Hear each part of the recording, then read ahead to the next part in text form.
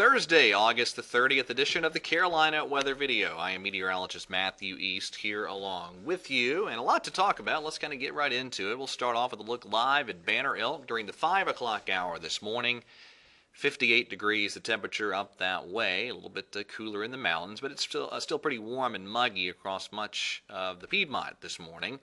Yesterday, had a high temperature of 85 in Greensboro and Charlotte, 86 in Raleigh, Fayetteville, and Jacksonville hit 88, Boone at 79.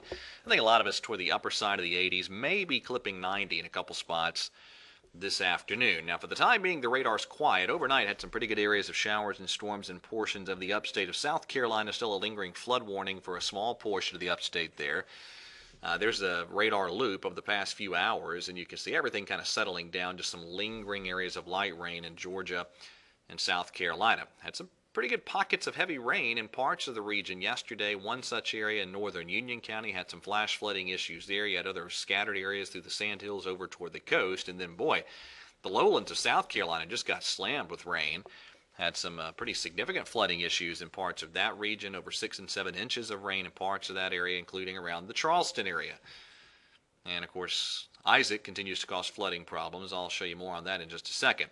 This morning, it's 70 degrees in Raleigh and Greensboro, 73, Charlotte and Fayetteville, 59 up in Boone this morning. We have a veil of high clouds that are blanketing a good chunk of the area. But underneath that, there's some patchy fog that's formed, and it's pretty dense in some spots. And we'll probably see more of that patchy fog forming tonight as well. Now, kind of a tricky deal with the rain chances today. The RPM kind of aggressive with developing some of these scattered showers and storms. I'm going to go with kind of an isolated coverage in the forecast. Probably a lot of it staying dry, but there will be a few showers and storms out there as today unfolds, and then again some fog forms tonight. That frontal boundary off to our south will fall apart over the next 24 hours. Tomorrow, outside of the mountains, looks mainly hot and dry.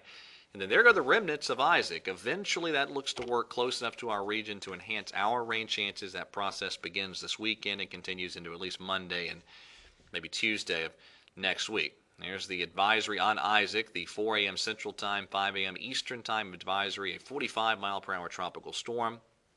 Notice that pressure is still pretty low at 983 millibars. This will be moving up through the Ozarks, then bending off to the east through the Ohio Valley. And like I mentioned, eventually some of that moisture probably works into our region.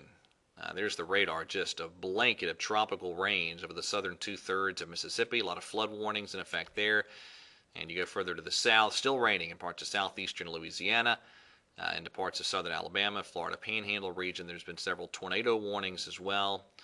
And there will continue to be that threat of these bands that are spiraling around the tropical storm.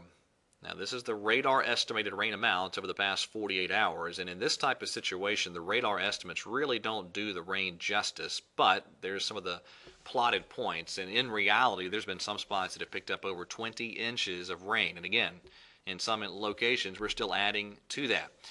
Here's what the RPM prints out for rain totals as we go forward in time with Isaac as it lifts to the north. And notice there'll be some localized 5 and 10 inch amounts continuing as this will slowly move to the north and then eventually bending off to the east. Now we have another tropical system out there. I haven't mentioned this just because we've been so focused on Isaac, but that's Kirk.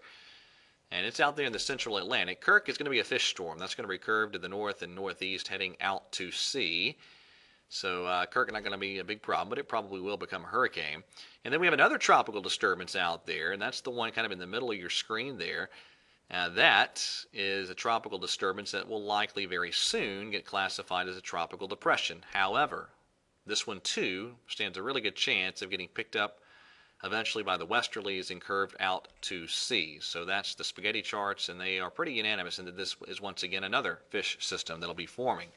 So tropic's pretty active, but aside from Isaac, nothing at the moment that's threatening land. All right, that is it for today's edition of the Carolina Weather Video. Thank you for watching. Have a great Thursday, and God bless.